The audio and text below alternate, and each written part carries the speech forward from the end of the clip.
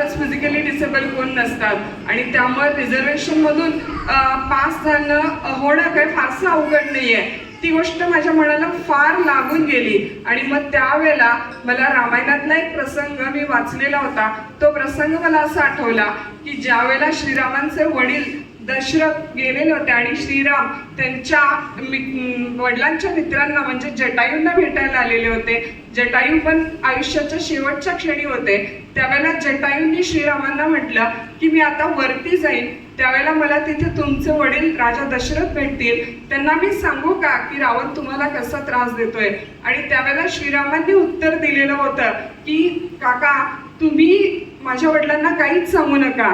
ज्यावेळेला मी रावणाचा अंत करेन त्यावेळेला रावण वर जाऊन सांगेल की मी त्याचा वध कसा केलेला आहे. आणि त्यावेळेला मी ठरवलं की आपण आता ती दुसरी परीक्षा जी प्राध्यापक पदासाठी आवश्यक आहे ती म्हणजे सेटची परीक्षा असते, ती परीक्षा आपण ओपन कॅटेगरीतून भरूया.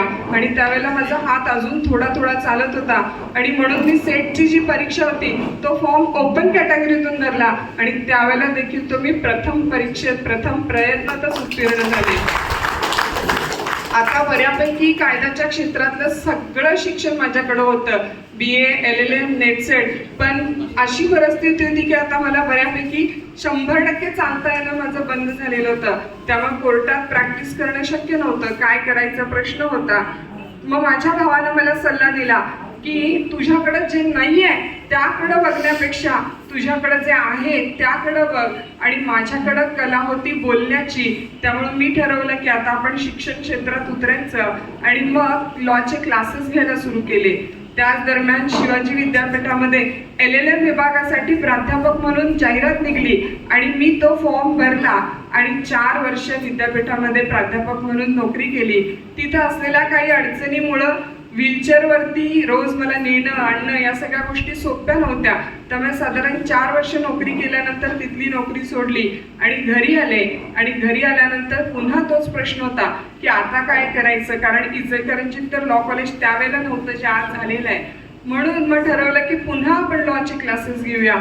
आणि मग त्या दिवशीपासून आजपर्यंत म्हणजे साधारण 2010 पासून आजपर्यंत मी LLB, LLM जजच्या परीक्षांसाठी किंवा CA आणि CS परीक्षांसाठी क्लासेस घेते. अनेक विद्यार्थी लॉ पासआउट झालेले आहेत, एक 4-5 विद्यार्थी जज आहेत, काही CA CS झालेले आहेत आणि हा सगळा असा माझा प्रवास इथंपर्यंतचा सुरू आहे. आणि याच प्रवासामुळे मिळालेला हा सन्मान आहे. म्हणून मी जे मगाशी म्हटलं तुम्हाला की मी फार काही वेगळं केलेलं नाही आहे. आयुष्यामध्ये 2 गोष्टी असतात, एक व्हॉट यू वॉन्ट आणि दुसरं असतं व्हॉट यू गॉट. मला वाटतं एकदा व्हॉट यू गॉटला आपण स्वीकारायला शिकलो की मग आयुष्य जगणं बऱ्यापैकी शक्य आणि सोपं साधारण होऊन जातं. आणि म्हणून जे मला मिळालं त्याचं सोनं करायचा, त्यालाच आपण स्वीकारून हिमतीनं पुढे जायचा प्रयत्न मी केला. आणि म्हणून आज मी तुमच्या समोर आहे. हे सगळं करणं अर्थात सोपं नव्हतं, सोपं नाही, कारण बऱ्यापैकी तुम्हाला दिसतंय की माझ्या शरीराचा एकही भाग हलत नाही, फक्त माझी बुद्धी आणि माझ्या हाताचं एकच चालू असलेलं बोट याच्यावरती मी ज्या काही LLBच्या विद्यार्थ्यांच्या 5 वर्षाच्या 44 विषयांच्या नोट्स आहेत त्या नोट्स तयार केलेल्या आहेत. आणि परवा सर्किट बेंचच्या उद्घाटनावेळी त्यातल्या 5 नोट्सचं अनावरण माननीय सरन्यायाधीशांच्या हस्ते झालेलं होतं. हे सगळं शक्य झालं ते म्हणजे माझ्या कुटुंबामुळं, माझ्या मित्रमैत्रिणींच्यामुळं आणि तुमच्यासारख्या सगळ्या शुभचिंतकांच्यामुळं. आणि म्हणून बस मी देवाची खूप आभारी आहे की त्या देवानं मला साथ दिली, ही बुद्धी दिली आणि म्हणून माझा हा सन्मान झाला. पुन्हा एकदा मी आपल्या सगळ्यांची मनपूर्वक आभारी आहे की आपण मला इथं बोलावलं, इतका सन्मान दिलात, इतकं प्रेम दिलं. आणि मी नक्कीच याची जाणीव ठेवेन की ही सन्मान जरी असला तरी त्या सन्मानाबरोबर जबाबदारीची जाणीव आहे की मला आणखीन पुढं बरंच काही करायचं आहे. आणि त्यामध्ये तुमच्या शुभेच्छा अशाच माझ्याबरोबर कायम राहोत ही तुम्हाला मी अपेक्षाच करते. मला माहिती आहे ते राहणार आहेत तिथं.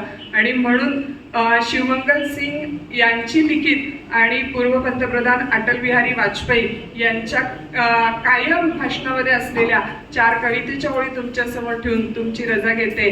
आणि त्या म्हणजे क्या हार में क्या जीत में किंचित नहीं भयभीत में, क्या हार में क्या जीत में किंचित नहीं भयभीत में, जो भी मिला कर्तव्य पथ पर ये भी सही वो भी सही, जो भी मिला कर्तव्य पथ पर ये भी सही वो भी सही, वरदान नहीं मांगूंगा पर हार नहीं मानूंगा, वरदान नहीं मांगूंगा पर हार नहीं मानूंगा. पुन्हा एकदा मनपूर्वक धन्यवाद.